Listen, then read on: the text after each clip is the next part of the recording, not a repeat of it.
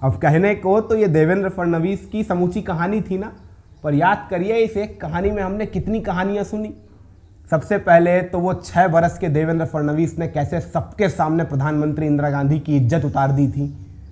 फिर वो देवेंद्र फडणवीस और गडकरी का बचपन वाला याराना। फिर वो वाली कहानी देवेंद्र फडणवीस और अमृता रनाडे का वो इश्किया जिसने देवेंद्र फडणवीस की जिंदगी पलट के रख दी। याद करिए वो देवेंद्र फडणवीस जिन्होंने सियासत का दामन छोड़कर फैशनेबल कपड़े पहनकर फोटोशूट करवाना शुरू कर दिया था। वो देवेंद्र फडणवीस याद कर लीजिए जिसे अटल बिहारी वाजपेयी ने अपने घर तलब कर लिया था। याद आ रही है ना देवेंद्र फडणवीस की वो हरकत, जिस हरकत के चलते वाजपेयी ने देवेंद्र को तलब किया था और फिर किस नाम से पुकारते हुए दरवाजे के भीतर बुलाया था, वो भी याद करिए। कितनी दास्तानें हैं देवेंद्र फडणवीस की। फिर याद करने पे याद आता है देवेंद्र फडणवीस का वो शातिर सियासी दांव जिसके तहत अपने ही गुरु को चारों खाने चित्त कर कैसे देवेंद्र फडणवीस महाराष्ट्र के मुख्यमंत्री की गद्दी पर जा पहुंचे थे। फिर वो उस शाम नरेंद्र मोदी का किया हुआ एक फोन कॉल जिसने देवेंद्र की तकदीर पलटी, याद आ रहा है। फिर उस 80 घंटे की दास्तान, जिस 80 घंटे ने देवेंद्र फडणवीस को शायद जिंदगी का सबसे बड़ा जख्म दिया। और फिर कैसे भूल सकते हैं उस बंद कमरे के। इस दास्तान की पहली इबारत दर्ज होती है नागपुर शहर के एक छोटे से मोहल्ले में रहने वाले एक 6 बरस के नन्हे से बच्चे के गालों पर, उसी के सूख चुके आंसुओं के सहारे। वो आंसू जो उसने घंटों रो रो कर बहाए थे, सिर्फ इसलिए कि चूंकि वो इस देश की प्रधानमंत्री इंदिरा गांधी से नफरत करता है और उसके स्कूल का नाम इंदिरा गांधी के नाम पर है, इसीलिए उसका स्कूल बदल दिया जाए। जहन में सवाल कौन रहा होगा ना, 6 बरस के बच्चे के जहन में प्रधानमंत्री इंदिरा गांधी के लिए इतनी नफरत, इतना जहर क्यों? वो इसलिए चूंकि देश की प्रधानमंत्री इंदिरा गांधी के लगाए हुए आपातकाल का विरोध करने के नाम पर ही इस 6 बरस के नन्हे से बच्चे के मासूम से पिता को कारावास की काल कोठरी के भीतर ठूंस दिया गया था। उस कैदी का नाम था गंगाधर राव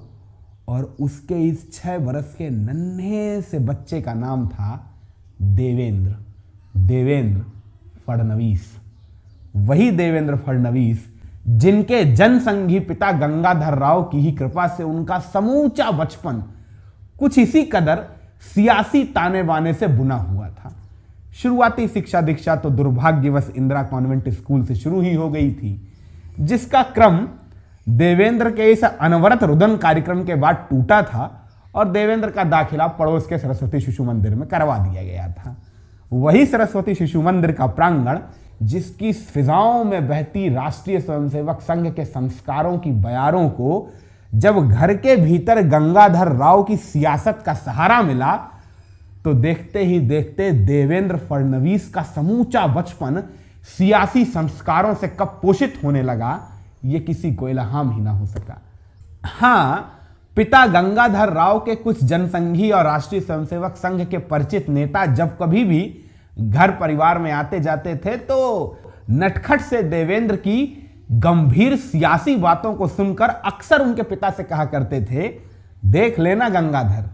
आने वाले वक्त में तुम्हारा ये देवेंद्र संघ की वैचारिकी का एक बड़ा राजनेता जरूर बनेगा। मगर घर परिवार में आने जाने वाले लोग अक्सर घर परिवार के बच्चों के बारे में ऐसी भविष्यवाणियां करके जाते रहते हैं, कौन गंभीरता से लेता है।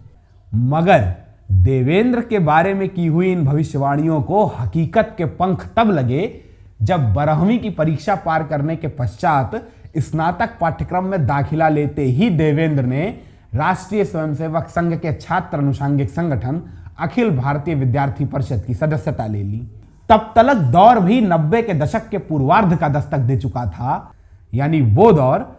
जब समूचे विदर्भ महाराष्ट्र के पटल पर भारतीय जनता पार्टी के क्षितिज के सबसे बड़े नेता के तौर पर एक ऐसा चेहरा उभर रहा था जो कभी देवेंद्र के पिता गंगाधर राव की तर्जनी पकड़कर ही सियासत का ककहरा सीखने की कोशिश किया करता था। नाम था नितिन गडकरी। और जब उन्हीं गडकरी को इस बाबत इल्हाम हुआ कि गुरुजी के सुपुत्र देवेंद्र भी सियासत में आने की गुंजाइश तलाश रहे हैं, तो नैसर्गिक रूप से नितिन गडकरी ने अपने सहारे की तर्जनी देवेंद्र को थमा दी और देवेंद्र ने नितिन गडकरी की तर्जनी थाम अपने ऊंचे सियासी ख्वाबों को हकीकत की तामीर देने वाली सीढ़ी के पहले पायदान पर कदम रखा बरस 1991 में। उस पहले पायदान का नाम था नागपुर नगर निगम पार्षद, यानी सामान्य भाषा में कह लीजिए तो सभासद।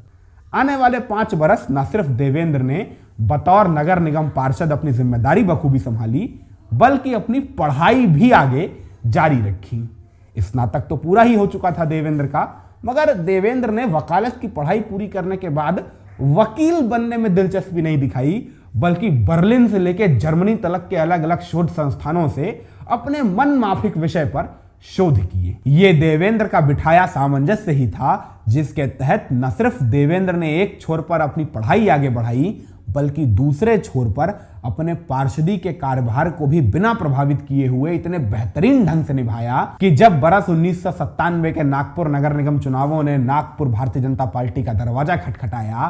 तो नागपुर भारतीय जनता पार्टी की ओर से पिछली दफा के पार्षद देवेंद्र फडणवीस को मेयर पद प्रत्याशी का टिकट सुपुर्द कर दिया गया। और यकीन मानिए हमारा, एक पार्षद के लिए मेयर का चुनाव लड़ना अपने आप में बहुत बड़ी चुनौती होती है, मगर देवेंद्र ने न सिर्फ इस चुनौती को स्वीकार किया, बल्कि इस चुनौती को पूरा सम्मान देते हुए जी तोड़ मेहनत कर 1997 के नगर निगम चुनावों के भीतर भारतीय जनता पार्टी की विजय पताका फहराकर देश के सबसे कम उम्र के महापौरों की सूची में अपना नाम अंकित करवाकर महज 27 वर्ष की उम्र में बतौर नागपुर नगर निगम मेयर शपथ भी ली। और इसके बाद तो मानो देवेंद्र की तकदीर ने देवेंद्र को अश्वमेघ के अश्व की सवारी करवा दी। माने पीछे पलट के देखा ही नहीं देवेंद्र ने। बरस 1997 में जिस भारतीय जनता पार्टी ने देवेंद्र को मेयर का टिकट सुपुर्द किया था, उसी भारतीय जनता पार्टी की ओर से 2 ही बरस बाद होने वाले महाराष्ट्र विधानसभा चुनावों के भीतर देवेंद्र को नागपुर दक्षिण पश्चिमी विधानसभा सीट से विधानसभा का टिकट दे दिया गया। और देवेंद्र ने इस दफा विधानसभा के चुनावों में भी जीत दर्ज कर न सिर्फ भारतीय जनता पार्टी के आला नेताओं का भरोसा जीता, बल्कि विधानसभा में अपनी मजबूत उपस्थिति दर्ज कराकर अपने लिए प्रादेशिक भूमिकाओं के दरवाजे खोल दिए। इसके बाद देवेंद्र की जिंदगी में अगला बड़ा बदलाव तब दस्तक देता है जब देवेंद्र की जिंदगी में दस्तक होती है एक लड़की की। यह वाकया है बरस 2005 का, जब देवेंद्र नागपुर की दक्षिण पश्चिमी विधानसभा सीट से दूसरी दफा बतौर विधायक विधानसभा के भीतर अपनी भूमिकाएं निभा रहे थे। और एक रोज अपने अति व्यस्त कार्यक्रम के बीच से थोड़ा सा समय निकालकर अपने एक परम मित्र जोगलेकर के आवास पर उनके एक कार्यक्रम में सहभागिता लेने के लिए पहुंचे हुए थे। ये जोगलेकर महोदय का वही कार्यक्रम था जिस कार्यक्रम के भीतर नागपुर के विख्यात सर्जन डॉक्टर रनाडे को भी आमंत्रित किया गया था, जो किसी कारणवश उस दिन उस कार्यक्रम में सहभागिता नहीं ले सकते थे। इसीलिए उन्होंने अपनी ओर से उपस्थिति दर्ज कराने हेतु अपनी बिटिया को उस कार्यक्रम में जाने के लिए बोल दिया था। समारोह के दौरान एक ऐसा संयोग बना कि देवेंद्र और डॉक्टर रनाडे की बिटिया एक दूसरे के आमने सामने पड़ गए। जोगलेकर ने अवसर देखा तो दोनों का एक दूसरे से परिचय करा दिया। बताया कि ये नागपुर के दूसरी दफा के विधायक देवेंद्र फडणवीस हैं और ये नागपुर के मशहूर सर्जन डॉक्टर रनाडे की बेटी अमृता रनाडे हैं। दोनों ने शिष्टाचारवश एक दूसरे से अभिवादन किया, चंद अल्फाज कहे, और इन चंद अल्फाजों के बाद का नज़ारा तो यकीन मानिए देखने लायक था। वो जोगलेकर बंधु जो अभी चंद मिनट पहले इन दो अपरिचितों का परिचय करवा रहे थे, वो अब मूक बनकर किनारे खड़े हुए इन दोनों को एक दूसरे से बातें करते हुए देख रहे थे। और ये दोनों जो अभी चंद मिनट पहले तक एक दूसरे से अपरिचित थे, एक दूसरे से बातों में इस कदर मशगूल हुए कि वो अमृता जो अपने घर से 30 मिनट की समय सीमा तय कर इस कार्यक्रम के भीतर आई थी, उन्हें देवेंद्र से बात करते हुए कब 1.5 घंटे गुजर गए ये ना उन्हें इल्हाम हुआ। और वो देवेंद्र जो इस कार्यक्रम के भीतर महज 10 मिनट के लिए आए थे, ये कहते हुए कि उनका दिन बड़ा व्यस्त है और इसके बाद उन्हें तमाम सियासी गतिविधियों के लिए जाना है, वो अमृता के साथ बातों में इस कदर मशगूल हुए कि कब 1.5 घंटे गुजर गया ये दोनों को इल्हाम ही ना हुआ। अंततः जोग लेकर बंधु को हस्तक्षेप करना पड़ा, इन दोनों को समय की सीमाओं का भान कराना पड़ा और इस तरह एक हस्तक्षेप के बाद होता है अमृता और देवेंद्र की इस पहली मुलाकात का अल्प विराम। अल्प विराम इसलिए बोल रहा हूं क्योंकि इस एक मुलाकात के बाद तो मुलाकातों का वो सिलसिला तैयार होता है जिस सिलसिले ने अंततः उसी बरस के नवंबर के महीने की 17 तारीख को एक नए रिश्ते के तौर पर आकार लेकर इन दोनों को एक दूसरे से हमेशा हमेशा के लिए बांध दिया। जाहिराना तौर से देवेंद्र की जिंदगी में इस नए रिश्ते के नए रंग आने ही थे, मगर सच कहूं तो देवेंद्र की जिंदगी में आए ये नए रंग देवेंद्र की जिंदगी को इतना इंद्रधनुषी रंग दे देंगे ये तो शायद देवेंद्र ने भी ना सोचा रहा होगा। मैंने आपको एक किस्सा बताता हूं। बरस था 2006, जब नागपुर के 4 से 6 बड़े चौराहों पे बड़े बड़े होल्डिंग्स चस्पा हुए विधायक देवेंद्र फडणवीस के। आप सोच रहे होंगे इसमें कौन सी बड़ी बात है, विधायकों के पोस्टर तो चस्पा ही होते रहते हैं, चस्पा होते रहते हैं, मगर माफ करिएगा ये विधायक देवेंद्र फडणवीस के वो शुभकामनाओं वाले औपचारिक पोस्टर होल्डिंग नहीं थे, बल्कि विधायक बाबू के मॉडल बन जाने की उद्घोषणा करने वाले पोस्टर होल्डिंग थे। दरअसल देवेंद्र फडणवीस के एक पुराने फोटोग्राफर दोस्त हुआ करते थे, उन्हें एक कपड़े की दुकान का इश्तिहार करने का कॉन्ट्रैक्ट मिला हुआ था। फोटोग्राफर महोदय को ना जाने क्या सूझा, उन्होंने देवेंद्र फडणवीस से बाबत बात कर ली कि भाई आप तो विधायक हैं, अगर विधायक ही इश्तिहार कर देगा तो इससे बेहतर क्या होगा। और देवेंद्र बाबू को ना जाने क्या सूझी थी कि उन्होंने इस प्रस्ताव पर हामी भी भर दी और नागपुर के दूसरी दफा के विधायक Devendra Fadnavis stylish photo shoot करवा के नागपुर के गली नुक्कड़ चौक चौराहों पर एक कपड़े की दुकान का विज्ञापन करते हुए नजर आने लगे। यह खबर उस दौर में इतनी चर्चित हुई थी कि एक विधायक मॉडल बनकर कपड़े की दुकान का विज्ञापन कर रहा है कि इस खबर ने उड़ते उड़ते उड़ते उड़ते नागपुर से हजारों किलोमीटर दूर दिल्ली दरबार में बैठे पंडित अटल बिहारी वाजपेयी के कान भी इस कदर खटखटाए थे कि अटल बिहारी वाजपेयी ने खुद देवेंद्र बाबू को अपने आवास पे तलब किया। और जब देवेंद्र फडणवीस अटल जी से मिलने पहुंचे तो अटल जी ने उनका स्वागत मॉडल विधायक का संबोधन करते हुए किया कि आइए आइए मॉडल विधायक जी, बड़ा अच्छा छुपा हुआ टैलेंट था आपके भीतर का, ये भी एक कैरियर हो सकता है आपके लिए। मगर ये बात अटल जी ने देवेंद्र से परिहास के तौर पर ही की थी और देवेंद्र ने इसे परिहास के तौर पर ही लिया था। यह समझने की भूल कतई मत करिएगा कि इन शादी विवाह फोटो शूट्स के चक्कर में देवेंद्र बाबू का ध्यान अपनी सियासत से भटक गया था, क्योंकि यकीन करिए हमारा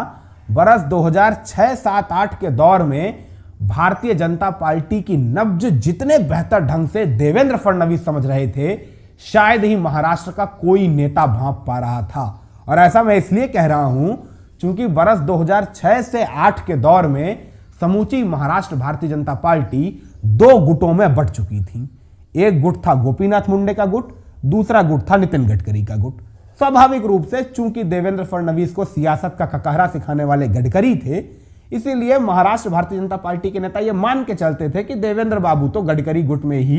रहेंगे, और शुरुआती दिनों में देखा भी ऐसा ही गया। मगर आहिस्ता आहिस्ता आहिस्ता आहिस्ता वक्त की बदलती करवटों की आहटों ने देवेंद्र बाबू के कान खड़े किए और देवेंद्र बाबू ने गडकरी गुट से दूरी और मुंडे गुट से करीबी बढ़ानी शुरू की।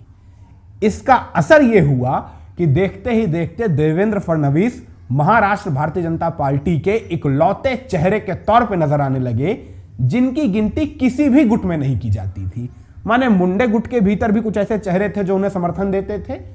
और गडकरी गुट के भीतर भी कुछ ऐसे चेहरे थे जो उन्हें स्वाभाविक रूप से समर्थन देते थे।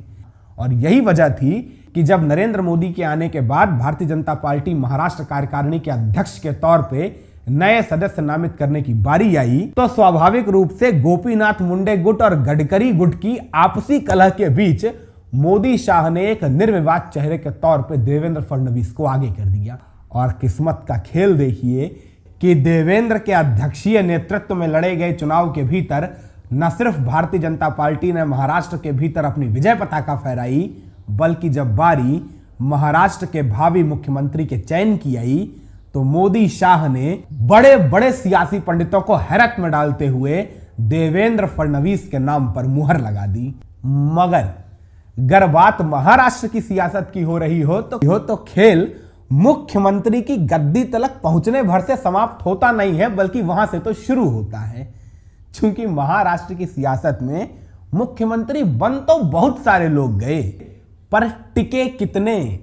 सबसे बड़ा सवाल तो यह था। यकीन करिए, जिस वक्त देवेंद्र फडणवीस बतौर महाराष्ट्र मुख्यमंत्री शपथ ले रहे थे, उस वक्त सबके जहन में यही सवाल कौंध रहा था कि देवेंद्र बाबू कितने दिनों तक महाराष्ट्र के मुख्यमंत्री बने रहेंगे। मगर तब शायद ही किसी ने ख्वाब में सोचा रहा होगा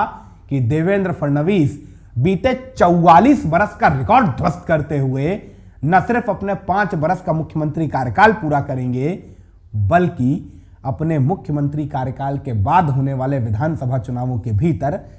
पूर्व नियोजित गठबंधन के भीतर दोबारा पूर्ण बहुमत के साथ सत्ता में वापसी करेंगे। क्या हुआ? कुछ खटक रहा है कि देवेंद्र फडणवीस दोबारा मुख्यमंत्री तो नहीं बने थे, मगर अगर विधानसभा चुनावों की टैली याद करेंगे तो जो पूर्व नियोजित भारतीय जनता पार्टी और शिवसेना का गठबंधन था, उस गठबंधन ने दोबारा पूर्ण बहुमत हासिल किया था, जिसके बाद ही देवेंद्र फडणवीस के दोबारा शपथ ग्रहण की तैयारियां शुरू हुई थीं, जिन तैयारियों पर उद्धव ठाकरे गुट के नेताओं ने यह कहते हुए अड़ंगा लगा दिया था कि जी मातोश्री के भीतर अमित शाह ने आकर यह वादा किया था कि 2.5 साल का मुख्यमंत्री होगा और पहले उद्धव ठाकरे मुख्यमंत्री बनाए जाएंगे। वो समूचा विवादित प्रसंग तो याद ही होगा आपको, जिस प्रसंग के परिणाम स्वरूप अंततः महाराष्ट्र के भीतर राष्ट्रपति शासन लगा दिया गया था, जिस राष्ट्रपति शासन का अंत तब हुआ था जब देवेंद्र फडणवीस ने अचानक समूचे हिंदुस्तान को हैरत में डालते हुए सुबह सवेरे 5:47 पर राजभवन के भीतर शरद पवार के भतीजे अजित पवार के गुट के साथ बतौर मुख्यमंत्री शपथ ले ली थी। मगर जैसा कि मैंने पहले ही कहा है, महाराष्ट्र की सियासत के भीतर सत्ता की कुर्सी पर बैठना और उस कुर्सी पर टिके रहना, इन दो मसलों के बीच जितना बड़ा फासला होता है, उस फासले के भीतर समूची सियासत 360 डिग्री ताताथैया कर सकती है। बिल्कुल वैसे ही जैसे आने वाले 80 घंटों के भीतर बीते 50 साल की महाराष्ट्र की सियासत ताताथैया करके इस कदर घूमी कि महाराष्ट्र की जनता को तो कुछ समझ ही नहीं आया कि कौन दुश्मन था जो दोस्त हो गया, कौन दोस्त है जो दुश्मन था। यकीन मानिए हमारा, ये वो 80 घंटे थे जिसने देवेंद्र फडणवीस के हाथों से महज मुख्यमंत्री की कुर्सी नहीं छीनी थी, बल्कि छीनी थी उनकी साख, उनका मान, उनकी प्रतिष्ठा। और सिर्फ उनकी प्रतिष्ठा नहीं, समूचे भारतीय जनता पार्टी आला कमान की प्रतिष्ठा दांव पे थी उस वक्त। आप याद कर लीजिए उस दौर में किस तरह की खबरें चली थीं, अमित शाह और नरेंद्र मोदी के नेतृत्व पर, उनकी सियासी समझ पर किस तरह के सवालिया निशान लगाए गए थे, किस तरह शाह के चाणक्य वाले तमगे को तंज के तौर पर परिवर्तित करते हुए शरद पवार को उन पर हावी बताया गया था। और यह सब कुछ हुआ था सिर्फ और सिर्फ देवेंद्र फडणवीस के एक जल्दबाजी भरे कदम के चलते। और इतना तो आप सभी जानते हैं कि अगर भारतीय जनता पार्टी के किसी नेता की वजह से भाजपा आला कमान यानी नरेंद्र मोदी और अमित शाह की साख पर बट्टा लगता है, तो फिर उस नेता के सियासी मुस्तकबिल के आगे सवालिया निशान नहीं, फुल स्टॉप लग जाता है। जो फुल स्टॉप उस दौर में देवेंद्र फडणवीस के सियासी मुस्तकबिल के आगे सभी लगा रहे थे। मगर मगर मगर वो नायक ही क्या जो गर्दिशों में हाथ खड़ा कर दे। बहती धारा में तो मुर्दे भी तैर जाते हैं, जिंदा किरदार तो धाराओं के विपरीत तैरना जानते हैं। और देवेंद्र फडणवीस ने उस मुश्किल भरे दौर में न सिर्फ अपने आप को संभाला, अपने आप को हिम्मत दी, बल्कि सदन के पटल पर खड़े होकर वो शेर भी पढ़ा, जिस शेर के मायने तब शायद किसी को समझ आए हों या ना आए हों, मगर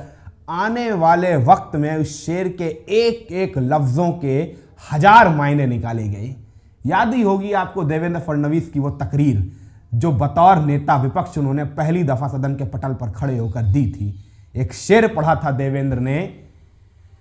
मेरा गिरता भाव देखकर मेरे किनारे पर घर मत बसा लेना। मैं समंदर हूं, लौट कर वापस आऊंगा।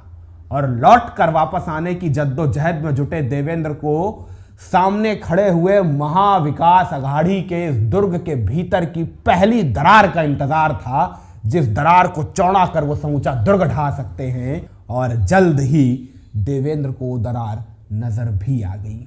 अभी महाविकास अघाड़ी की सरकार चलते 6 महीने भी ना होने पाए थे कि देवेंद्र बाबू को उद्धव ठाकरे की शिवसेना के भीतर उपजते असंतोष स्पष्ट रूप से नजर आने लगे थे।